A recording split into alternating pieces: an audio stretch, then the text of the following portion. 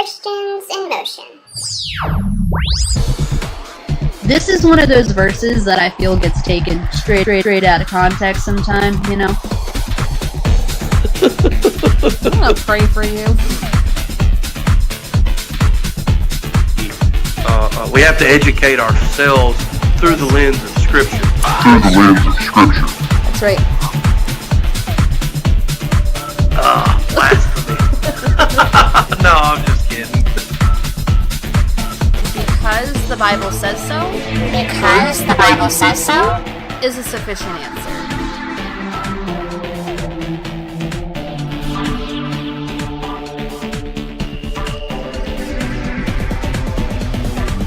Hi there and hello. Welcome to the Christian Connection Podcast. My name is Kristen. I am one of your hosts, and of course, I'm here with my best buddy in the whole wide world, John Watson. Hi, John Watson.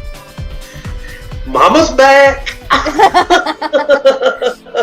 Time to behave. Mama's back. Fun time's over, guys. Put your toys away. Mom's home. How was your trip, Kristen? How's everything going? It was so nice. For those of you that don't know, if you're new to this podcast, I was off the last 2 weeks because I was on vacation. We went to Rehoboth, Delaware, which I have to say I was a little skeptical of going to a beach so far north, but we actually had a really nice time, and we went to this beach called Lewis Beach, and it was so incredibly warm because it's a gentle beach. Like, the waves aren't really strong, so the water was nice and warm. We had a really good time, though.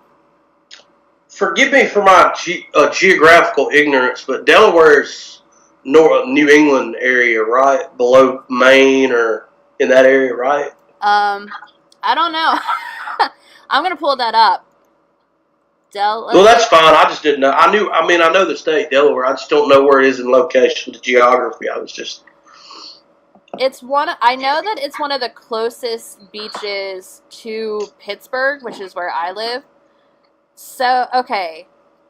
It's like a little bit south of Pennsylvania, but it's like along the coast. Like, I'm in Pittsburgh, which is like southwest Pennsylvania, and it's on the east side of the coast.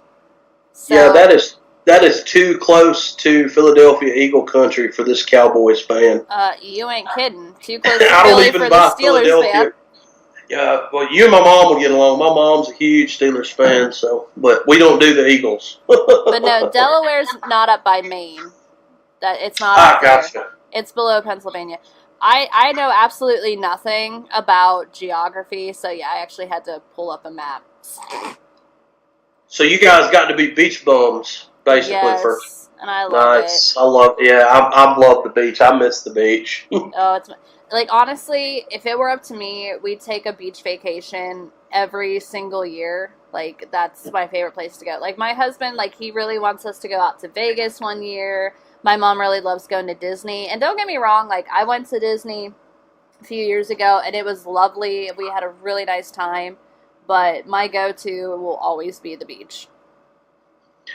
Yeah, I love the mountains, and I love, like, outdoors and hiking, but I really prefer to go and have a cold drink sitting on the beach. There's nothing like it. It's invigorating and relaxing at the same time. So I bet the food was good there too, huh? Oh yeah, lots of seafood. Yeah, lots of good seafood. We actually, like, on our way down, we stopped in Maryland, like, for a lunch break. Went to this local place, got really good crab cakes. They were awesome. And I love fresh crab cakes. Yeah, oh, so good. And then we went to this little place on the boardwalk, and they made a grilled cheese sandwich that had, like, this seafood dip on it, too. And, oh, my gosh, I could have ate, like, 12 of those things. They were so that's good. killer. That sounds amazing. It was. Like, that's all I ever want to do with my life. I just want to proclaim the gospel and eat my weight in crab cakes. That's all I've ever wanted out of life. It's funny we talk about food and vacations. Some of you guys might be familiar, and you might too, Kristen, be familiar with a comedian named Jim Gaffigan. Okay. He's hilarious, and his stuff's not really like dirty. He doesn't swear a lot, or he's a really funny guy. But he says on one of his bits how all a vacation is just people eating at a bunch of different places all day. Yeah, basically. So I think that's funny. Yeah, that's pretty accurate. We're gonna go eat. And here in a couple hours, we're gonna eat at this place, and then later on tonight, we're gonna eat over here, and then we'll have a snack at this place. Yep. I always thought that was funny, but yeah. So yeah, I've had a good week too. It's been busy. I started back to school this week. I have one more semester, and I am done with school. Nice. Hopefully for the rest of my life. As far as secular education, now there may be some opportunities for me to go back and pursue ministry type, as the Lord wills. But I want to shout out on the podcast. I'm not going to mention this person's name because I don't want to draw attention to them. They listen to the cast. They know who they are. They sent me a book in the mail about a Reformed theologian. His name is Caspar Livion. The book's called Caspar Livion and the Substance of the Covenant. It's about covenant theology and his perspective on covenant theology. And the book was compiled by a guy named R. Scott Clark, who is a seminary professor in California that I'm very fond of. And I have wanted this work for a long time, and I never got it. And this person sent it to me. Actually, it was signed personally by Scott Clark. Nice. So I thought that was a nice touch. And this person is a dear friend of mine, her and her husband. So I just want to thank and shout her out on the podcast. Thank you very much. I appreciate that gesture. That means a lot to me. So that's all I got. That's it, huh? Yeah, I don't know. We seem kind of boring. We're usually like all over the place and doing shenanigans, but I don't know. It's weird. I don't know. I just feel weird right now. Okay, now it starts. Now you start laughing. When I'm normal, you laugh. When I'm funny, you're like, huh? I don't get it. I think, oh, that's funny. It's because Mama was away for too long. Well, we were talking about food. I got to tell this story before we start. Guys, I got to tell this story really quick. Whatever you do, don't go eat at bad Mexican restaurants. I don't know how many of you guys out there, Kristen, we wanted to try this new place in town that we'd heard about. And it's over in kind of a shady part of town that's a little kind of, shall we say, ghetto. And we went to try it out because we'd heard a couple people talk about it.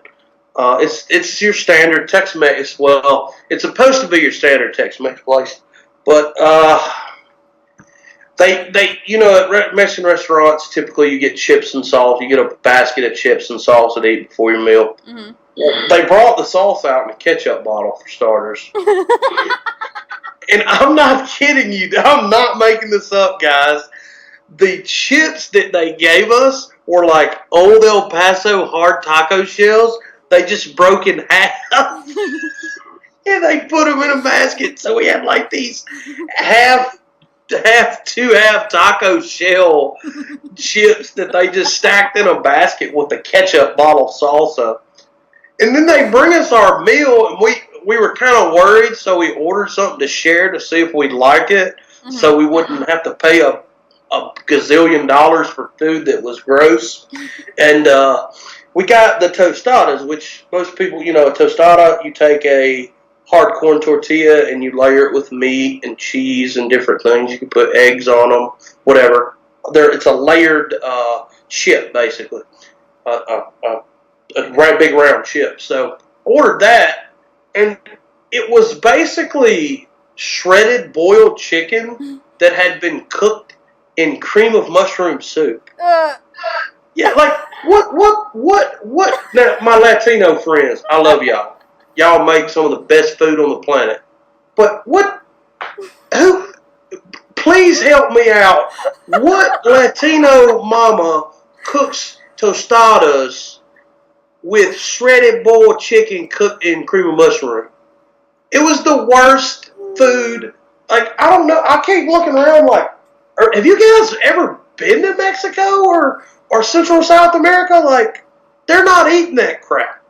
So we left, needless to say, and we went to a local place, Doug and Hazel's, and got a hamburger, and it was good. So, but never going back to this other place again. Oh man, it was so bad. Oh, that's a shame because Mexican food is it's one of my favorite types of food. I like Mexican. I'm an Asian food guy, but I really like Mexican food. There's a local Mexican place here. If you ever come up to Pennsylvania to visit, I'll take you. They don't mess up the tostadas around there. It's awesome. Yeah, like how do you mess up a tostada? That's like classic Mexican food. But what Your anger though, your anger at this bad Mexican food is killing me. What kind of Mexican mama? I'm gonna get on Yelp and write an ugly review. Ooh, it's going down. It was so bad. You get a half a star. I don't even want to give them a star. Like, I want to give them, you get a quarter of a star for just, I guess giving me a decent beer. That was it. The margarita was pretty good. Other than that, you get nada. Nada for the tostada. Nada for, hey, write that down. That's a good title for a future episode. Nada for the tostada. No, it's not. Sure it is. You never know. You might want to put that in your back How would we ever use that naturally? There's always something that you could find that title for. Because even the title for tonight's episode, it was good. You come up with it. I thought it was good. Get in our DeLorean. We're going to the future. Yes, because we're about to time travel, folks. Put on your thinking hats. Yes. Not really. So, okay, we've shenaniganed for 11 minutes now, because, listen, it's my first week back from vacation, it's John's first week back to school, life's a little busy right now, so we're gonna make it real low-key, really, easy, breezy, beautiful cover girl kind of podcast, so right. This is gonna be a very chill week. We still hope that this, blesses you and that it's edifying. We're not going to just sit here and goof around for an hour, but this is going to be a little bit more relaxed. Absolutely. But we do want to talk about planning for the future. Okay, so when it comes to planning for the future, I think that can be something as simple as I know my car needs to be inspected in November, and I know I need new tires, so I'm not going to spend a ton of money in September and October so I don't get cleaned out in November. Yeah. Or I think it can be something as complex as refinancing your house or thinking about when you want to cash out your pension. It can be anything in between there too. It can be buying a house or taking a promotion, or it could even be something as simpling, that's not a word, something as simple. Hashtag simpling, stop it! Hashtag simply, hashtag I run things. Jimmy Coon, if you are listening, that one was for you. Hashtag I'm running things. We love the Jimmy Coon. All the Coons. I told him that would be a new catchphrase just for him. So, Jimmy Coon, if you're listening, that was for you. Anyway, planning the future. Life insurance would be another one. Yeah. That's a way to plan to prepare for your loved one and your children in case, because we don't control the future. We don't have a crystal ball to see what God's plan is. So. Absolutely. Hey, speaking of the future, my daughter's here. Hi, Quinn. What do you need? What's up? What's up, Quinn? You want to watch something else? She's supposed to be in bed. Mama finna give that discipline, that rod and staff about to comfort you. You want to come say hi, Quinn? Stop it! You want to come say hi into the microphone? You want to come say hi? She's thinking about it. She's venturing over. Come here. Come on. Just say hi. Do it. This is what I do every single week. You can do it. She's a little freaked out. All right, we're going to pause for just 2 seconds, and I will be right back. Sorry about the interruption. No problemo. All right, I'll be right back, John. Anyway, sorry for the brief interruption there. My daughter likes to not go to bed when I'm recording the podcast. We love the Quinn. Oh, she's such a sweetheart. She really is. Like, she's my buddy, and I love her. But ever since she was a baby, we've had a hard time with, like, her sleep schedule. She hates to sleep, and I don't understand it because I love to sleep. But anyway, so yeah, you're right. Life insurance would be another good example. Even things like budgeting. I think, like, just sitting down, whether you're single or you're married or whatever, just sitting down and planning out a budget, I think, is planning. And I think, like, another thing I was thinking about, too, like, when my husband and I were newlyweds, we would, like, go to the grocery store, and we would just buy every little thing that we saw, and we would, like, turn the heat up as high as it would go, blast the air conditioner in the summer, and then we never understood why we didn't have money, or we'd want to take a trip, and we were like, why don't we ever have money for a trip? And it's one of those things that as you get older, you realize that if you want to have a savings account, you want to have a little bit of just-in-case money, if you want to be able to take family vacations and stuff like that, you kind of have to plan, right? Absolutely. I mean, I think sometimes there's this idea, there's two sides. There's like people that tend to speaking from a Christian perspective, because we are Christians in motion after all. There's this side of planning that where people are like, I've got to dot all my T's and cross, or not dot my, you don't dot T's, dot all my I's and cross all my T's. Okay, I don't understand the English language. Hashtag I'm things. Hashtag back to school. No, seriously, there's a side, there's typically two extremes. People that are by the book, and that's fine in a certain context, but you don't need to be so rigid with your planning that you don't realize that the Scripture teaches that God is sovereign and God is in control of our actions and purposes. Yes. He gives us the ability to, to do our jobs and to make money and to plan for things. I'm not saying that it's robotic, but, you can't be so tied into planning for the future that you don't stop to realize that God is ultimately in control of a lot of things that we don't understand. And then, but there's the other side, like you're saying, there's the side that the I guess for lack of better terms, the kind of lazy side, people that just kind of live life by the seat of their pants and live paycheck to paycheck, and not even just with money, but money's an easy thing for us to comprehend and understand because we work and, we pay with money for things. But people that don't plan for anything and don't understand that there's a little nuance, but we get extreme on both sides, and we kind of want to bring some balance to you guys tonight in some of this. So. Absolutely. Well, but just to get a little personal here, part of why I wanted to talk about this is because for the past 5 years, I was a stay-at-home mom. And when I was pregnant with Quinn, and especially when she was born, my husband and I, we had many, many, many conversations about what we were going to do. Because the reality was I was making good money when I became pregnant with Quinn. I was actually making more money than my husband. Hashtag strong independent money. Hashtag the future is female. Just kidding. I know some internet celebrities that would have loved that one. Yes. But no, I was making good money, and I was getting a lot of hours. So, Mama was getting that paycheck. But I also did not like the idea of putting my baby in a daycare.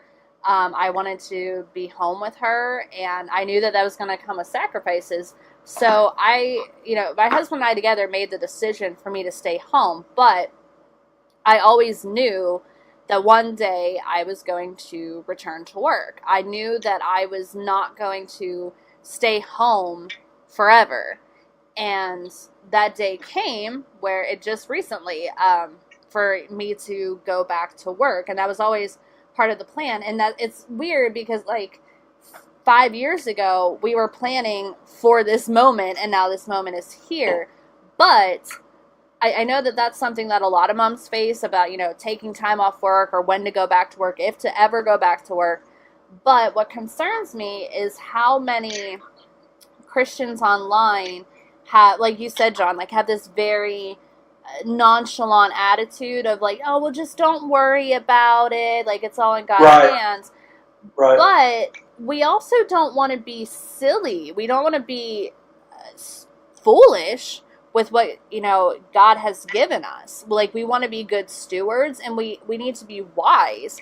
And truthfully, like, if I'm being honest, for us, like, it's not wise for me to not go back to work if we do want to be able to do things like buy a house or retire someday. Like, we were a single income family, and we, obviously were able to sustain that. But it's like I said, if we want to be able to do things like buy a house in the future, like, we need the extra income. Mm-hmm. And so that was something that we kind of planned for. And so I just can't really get on board with this idea that you shouldn't ever plan for anything, but just, like, it's like that whole idea of, like, let go and let God. I think that that's lazy Christianity. Oh, I hate that phrase. Oh, boy, you, me both. Wait, did I hear you right? Did you say you were going back to work? Yes. But you're not a guy. Oh. You're supposed to be making sandwiches in the kitchen, I thought. Oh, I'm fixing to get in trouble. I better be quiet. No, guys, that's totally a joke. I'm just giving Chris some heck. That was just a joke. There's a lot of people, like you said, that the feminists will re at that. I was just making a joke there. And I mean, to be perfectly honest, just to clarify, and hopefully I don't need to explain this, the 5 years I was home raising my children were the best years of my life, and I wouldn't trade them for anything. Like, being a stay-at-home mom was by far the best job I've ever had in my life, and I'm so incredibly thankful that I was able to do it as long as I was. But I also want to be able to put my kids through college someday. I want to be able to have a house that we own and stop renting. It's just one of those things that, and again, it is part of, planning for the future.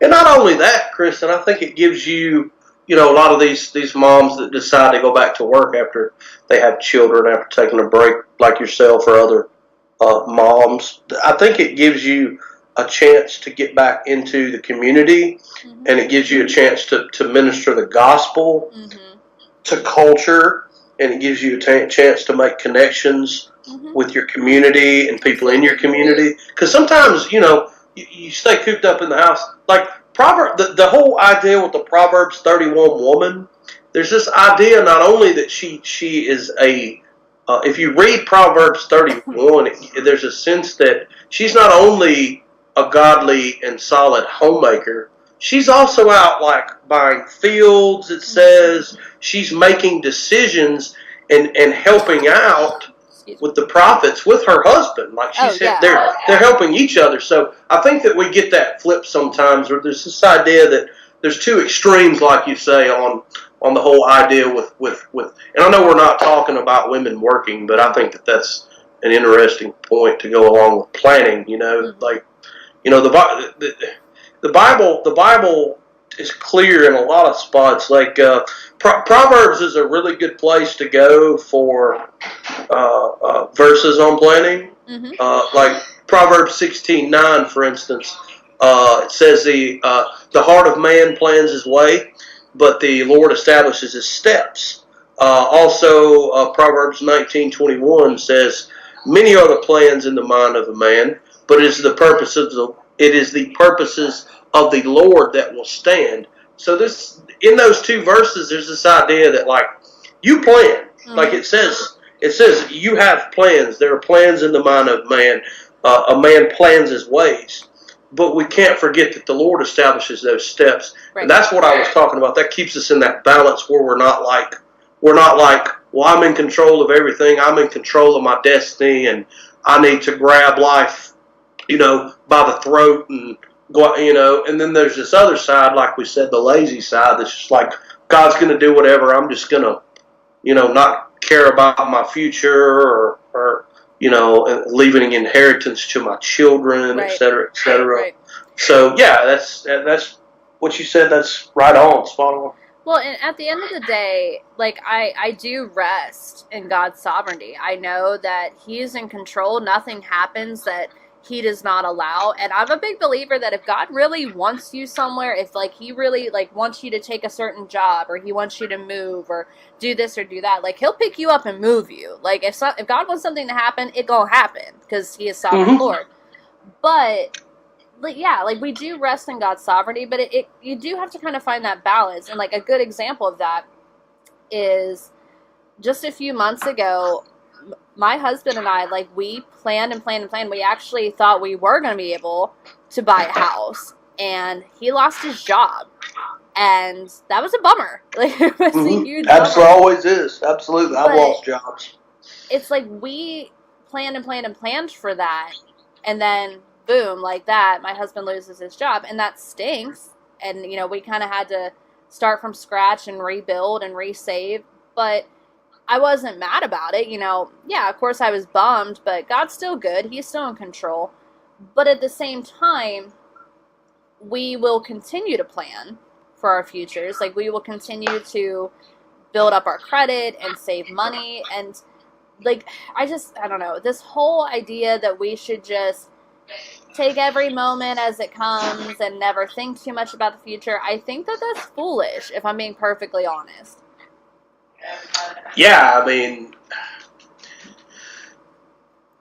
how am I trying to say this? I think that, I think we get so tied up with the worldly and the mundane sometimes that we don't plan from a biblical perspective. And right. I know there are things that the Bible doesn't expressly say, like, should I get life insurance for my wife and kids in case something happens to me and I die? Like, that's a very real possibility, and it's a scary thing to think about. But, that life insurance would give them a chance to, get up on their feet and take care of some things to, give them a little peace of mind and some stability. So sometimes I think that we get so, as the cliche term goes, we get so spiritually minded that we're no earthly good. But the reason that you have that you pay car insurance is so that when you hit some, there's an accident, you can pay for your car to be fixed. And and when you and I know that, like I said, I'm not making this about finances, but we live in a context where we pay bills, and a lot of the world system is monetary, and we live in that system. We're not of that system, but Jesus said that we live in the world, so we're affected by that system. So a biblical model of planning where we always understand that God He ultimately is sovereign over those steps. And the thing about it is some people get like, well, how do I know if it's God? And I'm not getting into listening to the voice of the Lord, but it's like this idea where it's like, how do I know that it's God in my plan if I've got 2 job offers in front of me? Which one pays the more, and which one do you like better? And typically God, through His providence, is going to place us where we need to be as far as that, if we're really seeking Him and going after those things. Because, like me, for instance, I'm in January, I'll be through school in December, and I'm preparing resumes now and putting them out and looking at different companies that I'll be working for when I get done with school that will cater to the degree that I received. So, that's something that God and His providence I don't concern myself with, because I know if I put myself out there in faith that He's going to bring in His sovereignty the right job to me. Mm-hmm. So, but part of that process is me planning by creating resumes and going out and I know that's common sense stuff, but we don't think about planning for things like that. We wait till the last minute where we get very procrastinatory. So right. yeah. I think like one of the things that concerns me especially with the younger generation, I'm not trying to stereotype here, but I see it a lot, is, we need to be wise with all that God has blessed us with. We need to be good stewards. And, we were kind of chatting like earlier about this, like how many young people want to be like a professional YouTuber, or they want to, like, seriously, they want to make memes for a living. And I'm just sitting here as an almost 30 married mother of 2, and I'm just like batting my eyes like, have you done lost your mind, child? Like, what? Everybody wants to be American Idol, it seems. Yeah, right. It's crazy. And my sister talks about that, how it's really hard. Like, she's a manager at her job, and she's like, it's so hard to actually find decent work or like decent people to work, because she's like, everybody wants to be like a professional singer or a professional YouTuber. And I'm not saying don't pursue your passions, but be wise. Like, if you have like, okay, like these people that have YouTube careers, I'm like, okay, so what happens when YouTube collapses? Like, think smart here. Is that really a career that you think is sustainable in the long term? Right, because look at MySpace. Mm-hmm. I mean, MySpace is still, but it's pretty much obsolete now. So don't say that those things can't ever go away, because they can go away like a snap of a finger. And I mean, truthfully, you could be like the chief of surgery at a local hospital and have been in that position for 15 years and then get laid off tomorrow. Nothing is a guarantee, and this is where we're talking about trusting in God's sovereignty. But then again, like, so many of the young people that just don't think at all about where they're going to be in 10 years, 15 years, 50 years, like, that concerns me, that people are being very foolish when it comes to their future. Yeah, it's like I said, those verses say, there's this idea, there are many plans in man's mind, but the purpose of the Lord that stands. And I think our generation doesn't really understand how the Bible teaches a correlation between our planning and God's sovereignty. Mm-hmm. We plan under, and we make choices under the divine sovereignty of God. He has secondary causes that he has primary ends, his decree, obviously, and he has secondary means that he uses to establish his plans through us. And the scripture teaches both, and they correspond, and you have to be able to understand that to plan in a healthy manner and not get, like we said, in the ditch on either side. Mm-hmm. Yep. And what I see a lot too is people are very, like, how do I say this? They're very heavenly focused, if that makes sense. Mm-hmm. Like, they're so focused on, like, well, Jesus is coming back soon, and one day, we're all going to die anyway, and, I'm just gonna kind of hang out here until I get my permanent residency in heaven. Which, I'm like, yeah, this earth will fade and Christ will return, and, that all will happen. But the reality is, our life on this earth matters, and we're gonna be held accountable for the things that we do. And I think, like, if you're being very foolish about, your money, about your family, I would say that you're going to be held accountable for that too. I don't know. That's a good point. That's something to think about and consider. But I don't know. This very lazy brand of Christianity, like I said, the whole let go and let God thing, I just don't see that as being biblical. And I think that it is. and I wrote a blog about this week, like, you don't want to get so wrapped up in your planning that your contentment only exists in the hypothetical.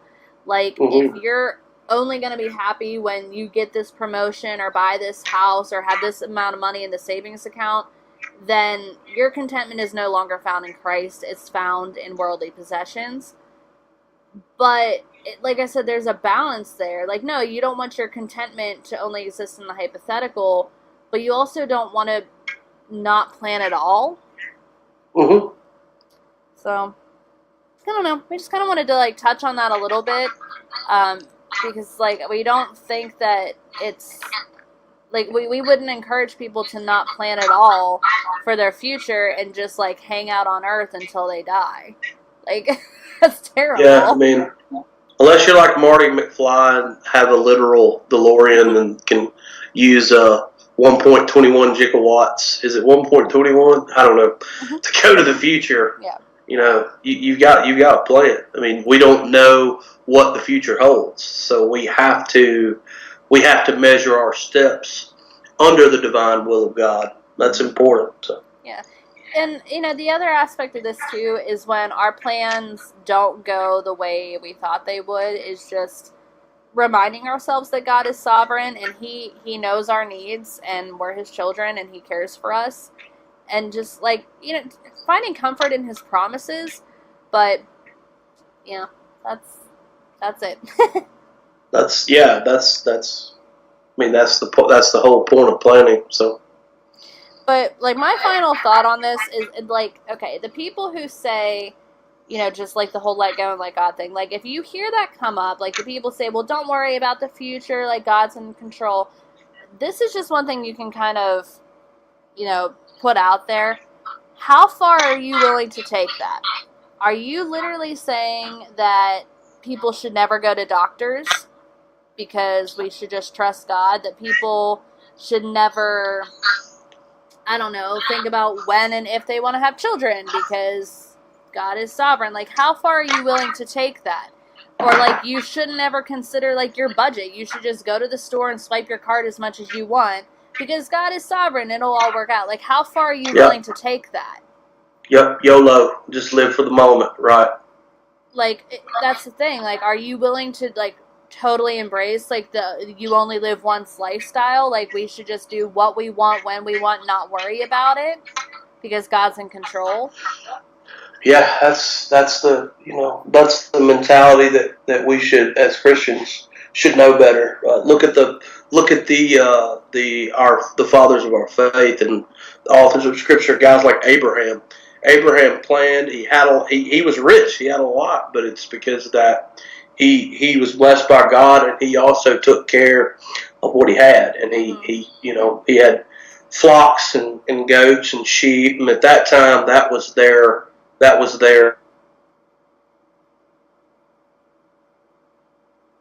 sold and traded. So yeah, I mean that's what we have to look at, and that's basically my final thought on the whole thing. So right. Find a balance and learn to plan. Learn that God's sovereign, but also learn. You're cutting out a little bit, John. Oh, sorry. What'd you get at? If you need to cut that out, you can. I didn't get much of anything, to be honest. What's the last thing you heard? Bleep, bleep, bip, bip, bip. Obviously, but before the bleep, bleep, blip, blip. I don't remember, because now I'm distracted by the you cutting out part. Then just cut it, and we're just going in, because we're at 40 minutes anyway. Yeah. So yeah, to wrap this up and to conclude, it's not wrong to have goals. It's not wrong to plan for your future. But remember that God is sovereign, and He's going to put you where He wants you, and you can rest in His sovereignty. But you also need to be wise with what you have and think about your future a little bit. Be good stewards. Absolutely. Absolutely. That's all I've got. That's it.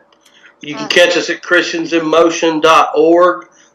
Weekly blogs by Kristen and myself. Weekly podcast every Wednesday. Check it out. Thanks, guys. Later. Okay, bye.